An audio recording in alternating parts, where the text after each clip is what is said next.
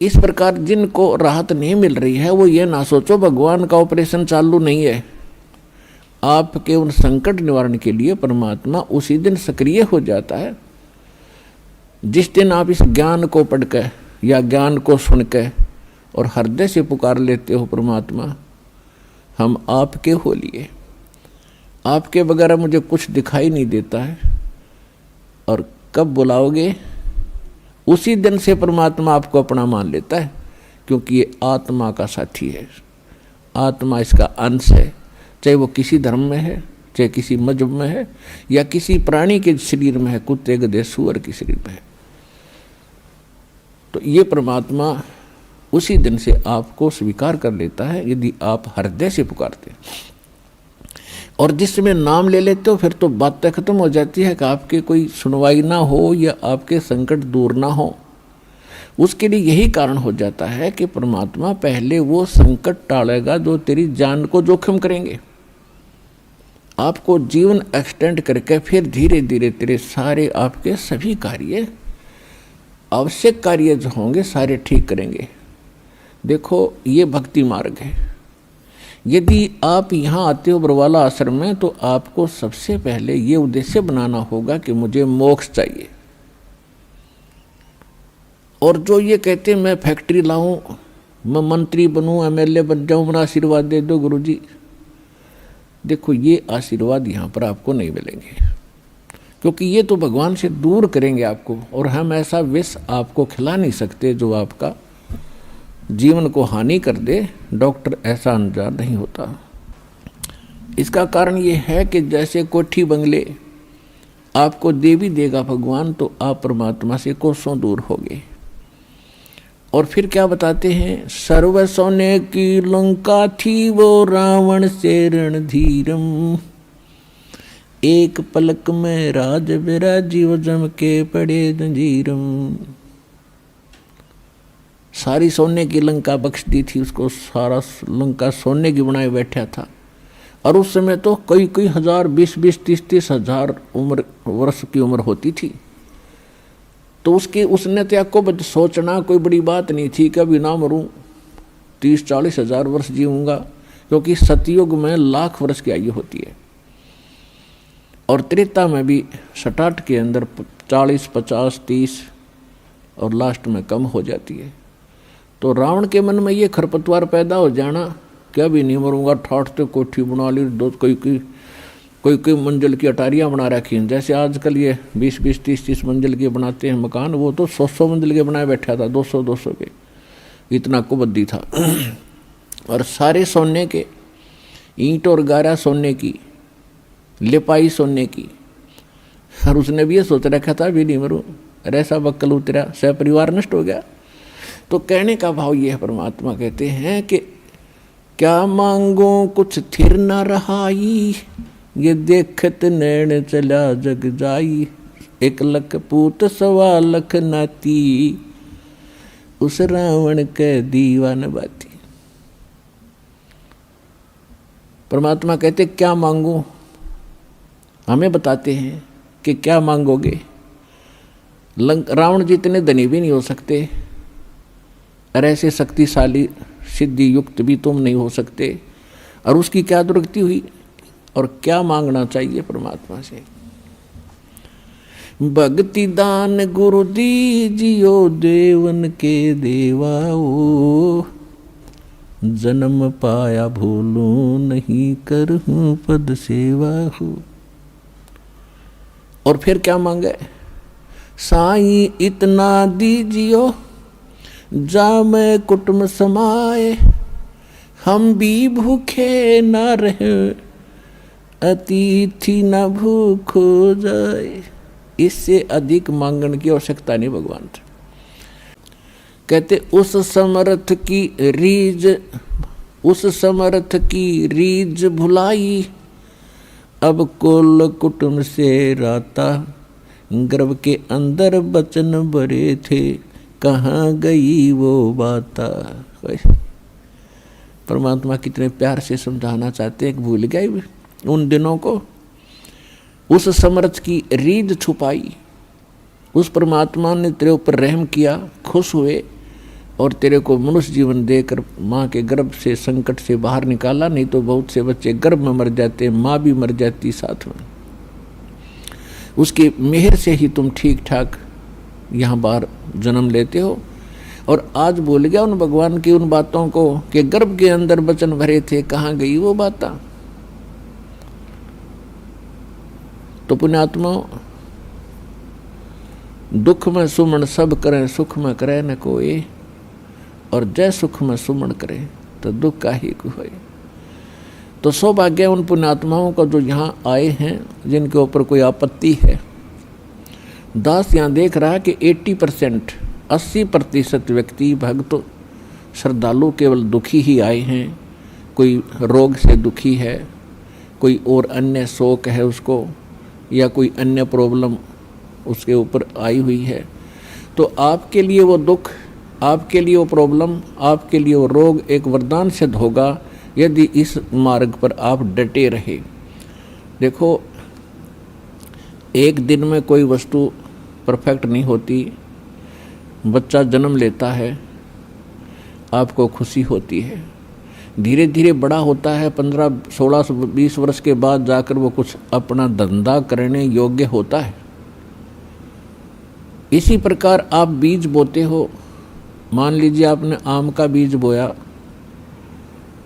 उसकी परवरिश की, देखभाल की, पौधा बना, फिर पेड़ बन गया, और पेड़ बढ़ने के बाद फिर उसका फल लगेंगे। इतने फल लगेंगे कि लदपद हो जाएगा, आप भी खा लोगे, रिश्तेदार भी छक लेंगे। ठीक इसी प्रकार आज आपको, जिनको आज मंत्र मिला है, उन्होंने आज ये सत भक्ति रूपी पौधा आपने आज बीज बोया है इसका, और इसकी सिंचाई करना यानी भक्ति करना, दान धर्म करते रहना, मर्यादा रखना, इसकी बाड़ बनाना। बाड़ बनाने का मतलब है मर्यादा रखना, नियम भंग मत करना। धीरे धीरे रे मना, धीरे सब कुछ हो, माली सींचे मूल को, फूल फले। धीरे धीरे रे मना, धीरे सब कुछ होए, माली सींचे सो घड़ा, समय आए फल होए। जैसे माली का मतलब है जो उस प्रोसेस से परिचित, उसका विद्वान है, बाग बगीचे लाने वाला। वो बीज बोता है और उसमें सैकड़ों पानी घड़े डालता है, वाटर पानी के, और धीरे धीरे वो बड़ा होता है। उसको मालूम है, उसको 100% ज्ञान है, वो पूरा उसके ऊपर विश्वास है उसको कि एक दिन ये पेड़ बनेगा। अगर मैं इसकी सुरक्षा ठीक रखूँगा, इसको रोग से बचा कर रखूँगा, और बड़ा होए पाछे फिर देखना मेरे वारे न्यारे कर देगा। तो ठीक इसी प्रकार ये राम नाम का आज ये सच्चा बीज बोया है। आज तक तो आपको आम का नाम लेकर बबूल का बीज बुआ रखा था, और उस बबूल यानी किक्कर की डंडी की आप खूब सेवा भी कर रहे थे। तो बबूल कहता बबूला लगेंगे, आम नहीं लग सकते। भक्ति भी करते थे, ऋषि महर्षि भक्ति खूब करी, जीवन गाल दिए, राज भी त्याग के भगवान के लिए जंगल में जा बैठे। लेकिन वो आम का पेड़ ना होने से, आम का बीज ना बोने से बबूल का बीज बो लिया, उनमें सिद्धियां आ गई। आन उपासना करते रहे, पूर्ण परमात्मा की भक्ति ना करके काल भगवान ब्रह्म या ब्रह्मा विष्णु महेश तक की भक्ति करके उन्होंने बबूल का बीज बो के बबूल ही प्राप्त किया।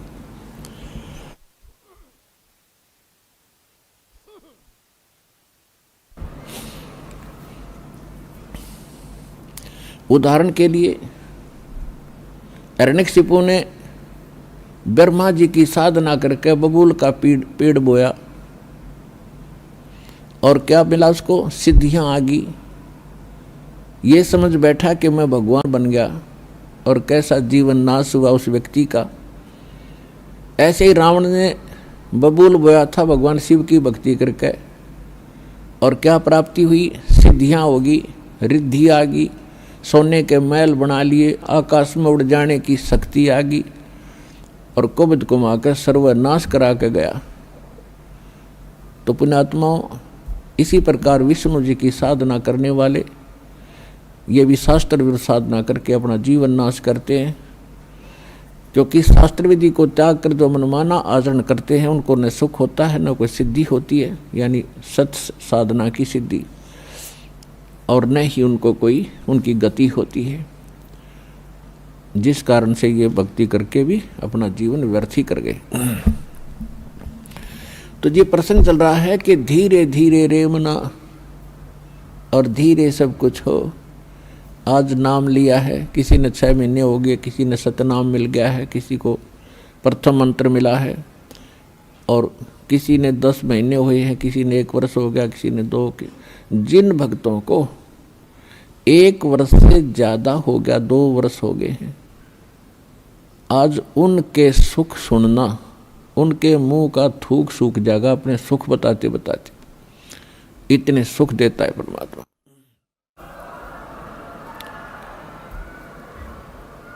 और कुछ अनजान कहते हैं जी मैं 4 बार आ लिया, गण्या कोई लाभ सा विशेष नहीं हुआ। ये उसके लिए प्रार्थना है कि धीरे धीरे रे मना, धीरे सब कुछ हो, माली सींचे 100 गड़ा समय आए फलो। और दूसरा कारण ये होता है, सतगुरु के दरबार में भाई कमी कहे की ना, अनसा मौज नहीं पावता है तेरी चूक चाकरी माँ। इस सच्चे दरबार में किसी चीज की कमी नहीं है। यदि आपको कोई राहत परमात्मा से नहीं मिल पा रही है तो आपका कनेक्शन ठीक नहीं है। अपने आत्माओं, जैसे एक मेन लाइन आई है बिजली के तारों की, और वहाँ से पूरी कॉलोनी को कनेक्शन मिला हुआ है, और किसी एक व्यक्ति का पंखा नहीं चल रहा या मोटर नहीं चल रही या कोई भी आइटम नहीं चल रहा, तो उसका कोई और कारण हो सकता है। या तो पंखा खराब हो सकता है या मोटर खराब हो सकती है, उसको चेक कराओ। और सारा ही व्यवस्था नहीं चल रही कोई भी, तो आपका कनेक्शन ठीक नहीं है। तो यहाँ एक बहुत बड़ी हम गलती करते हैं कि मर्यादा ना रख के भगवान का हम आशीर्वाद प्राप्त नहीं कर पाते, जिस कारण से आप जी का वो कनेक्शन कट जाता है। कहते परमात्मा कहते औखद खावे और पत्थर है, औखद खावे और पत्थर रखे और तब पावे मोक्ष। जैसे दवाई लेते हैं, औषधि लेते हैं, तो उसके साथ कुछ परहेज भी होते हैं। तो इस मार्ग में परहेज कंपलसरी है, परमात्मा के इस मार्ग में। और परहेज वही हैं जो हमने वैसे ना करने चाहिए। बीड़ी, शराब, मांस, तम्बाकू, अन्य देवताओं की पूजा, ये तो वैसे ना करनी चाहिए। बताओ और परहेज क्या है? तो इस करके ये तो अवश्य रखने ही पड़ेंगे यदि आपने भगवान से लाभ लेना है और मोक्ष प्राप्ति करनी है। तो कहने का भाव ये है कि नाम जिन्होंने ले लिया, धीरे धीरे सब काम होंगे। थोड़ा समय दो दाता को, इतने उतावले ना हो। जैसे एक कहता है जी मैंने नाम लिया, मेरा सारे सुख हो गए, तो इसके। और दूसरा कहता है जी मैं 4 बार आ चुका हूँ, अभी तक विशेष राहत मिली नहीं है।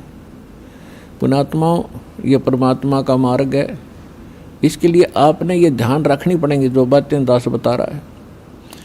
अब जैसे किसी का कोई रोगी है और उसको एक्सीडेंट हो गया किसी का, और उससे ब्लड निकल रहा है, रक्त, और उधर से टांग टूट गई, उस पीड़ा भी बहुत घनी हो रही है, तो डॉक्टर सबसे पहले उस स्थान को ऑपरेशन या किसी कारण से ठीक करेगा जहाँ से ब्लड निकल रहा है। अगर उसका ब्लड निकल गया तो नाश मृत्यु हो जाएगी, और वो उस तरफ ध्यान नहीं देगा कि टांग टूट रही है और ये रो रहा है, चिल्ला रहा है कि मुझे पीड़ा है। डॉक्टर इलाज भी कर रहा है और वो ये सोच रहा है कि डॉक्टर का ध्यान को नहीं, मैं मर गया, मेरी तो टांग टूट गई। लेकिन डॉक्टर पागल नहीं है, डॉक्टर पहले देख रहा है कि ये करना आवश्यक है, ये टांग तो बाद में जुड़ जाएगी, इस तरह मरा नहीं गा ये। तो इसी प्रकार आपके जिन्होंने दीक्षा ले ली है और जिनके ऊपर कोई ऐसी आपदा आनी है कि आपकी मृत्यु होनी हो, तो पहले परमात्मा उस मृत्यु को रोकेगा, बाकी संसारिक सुख तो फिर आपका ढेर लगा देगा, आपका जीवन एक्सटेंड हो गया था। तो इस बात को आप ध्यान रखना, यह कोई बालकों का लेख नहीं है और इतने एक मनुष्य जीवन का मिलना हंसी खेल नहीं है। एक सांस भी मनुष्य जीवन की मिलना आपको बालकों का खेल नहीं है। और ये आपको 100-150 वर्ष एक्सटेंड कर देता ये परमपिता, ये पूर्ण परमात्मा है।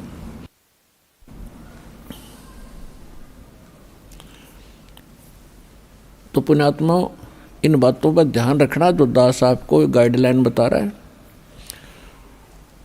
तो इस प्रकार जिनको राहत नहीं मिल रही है वो ये ना सोचो भगवान का ऑपरेशन चालू नहीं है। आपके उन संकट निवारण के लिए परमात्मा उसी दिन सक्रिय हो जाता है जिस दिन आप इस ज्ञान को पढ़कर या ज्ञान को सुनकर और हृदय से पुकार लेते हो, परमात्मा हम आपके हो लिए, आपके बगैर मुझे कुछ दिखाई नहीं देता है। और कब बुलाओगे उसी दिन से परमात्मा आपको अपना मान लेता है, क्योंकि ये आत्मा का साथी है, आत्मा इसका अंश है, चाहे वो किसी धर्म में है, चाहे किसी मजहब में है, या किसी प्राणी के शरीर में है, कुत्ते गधे सूअर के शरीर में है। तो ये परमात्मा उसी दिन से आपको स्वीकार कर लेता है यदि आप हृदय से पुकारते। और जिस समय नाम ले लेते हो फिर तो बातें खत्म हो जाती है कि आपके कोई सुनवाई ना हो या आपके संकट दूर ना हो। उसके लिए यही कारण हो जाता है कि परमात्मा पहले वो संकट टालेगा जो तेरी जान को जोखिम करेंगे। आपको जीवन एक्सटेंड करके फिर धीरे धीरे तेरे सारे आपके सभी कार्य, आवश्यक कार्य जो होंगे सारे ठीक करेंगे। देखो ये भक्ति मार्ग है। यदि आप यहाँ आते हो बरवाला आश्रम में तो आपको सबसे पहले ये उद्देश्य बनाना होगा कि मुझे मोक्ष चाहिए। और जो ये कहते हैं मैं फैक्ट्री लाऊं, मैं मंत्री बनूं, एमएलए बन जाऊं, मेरा आशीर्वाद दे दो गुरुजी, देखो ये आशीर्वाद यहाँ पर आपको नहीं मिलेंगे, क्योंकि ये तो भगवान से दूर करेंगे आपको। और हम ऐसा विष आपको खिला नहीं सकते जो आपका जीवन को हानि कर दे। डॉक्टर ऐसा अनजान नहीं होता। इसका कारण ये है कि जैसे कोठी बंगले आपको दे भी देगा भगवान, तो आप परमात्मा से कोसों दूर होगे। और फिर क्या बताते हैं, सर्व सोने की लंका थी वो रावण से रणधीरम, एक पलक में राज विराजीव जम के पड़े जंजीरम। सारी सोने की लंका बख्श दी थी उसको, सारा लंका सोने की बनाए बैठा था। और उस समय तो कई कई हजार, 20-20, 30-30 हजार वर्ष की उम्र होती थी। तो उसने तो आपको सोचना कोई बड़ी बात नहीं थी, कभी ना मरूं, 30-40 हजार वर्ष जीऊंगा, क्योंकि सतयुग में लाख वर्ष की आयु होती है।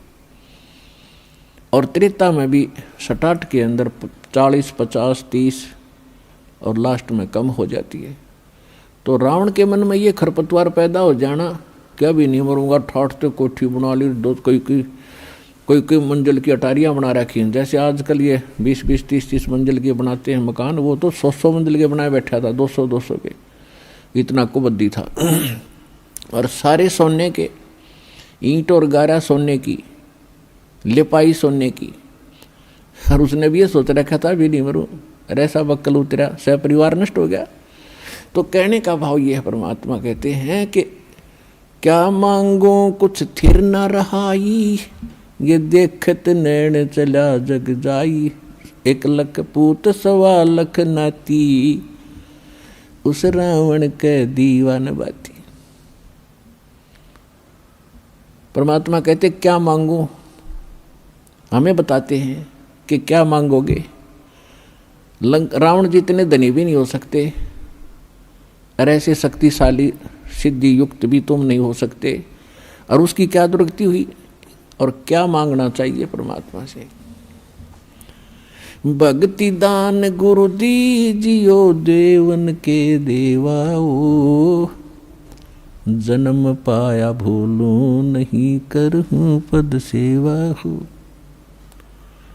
और फिर क्या मांगे, साईं इतना दीजियो जा मैं कुटुंब समाए, हम भी भूखे न रहे अतिथि न भूखो जाए। इससे अधिक मांगने की आवश्यकता नहीं भगवान से।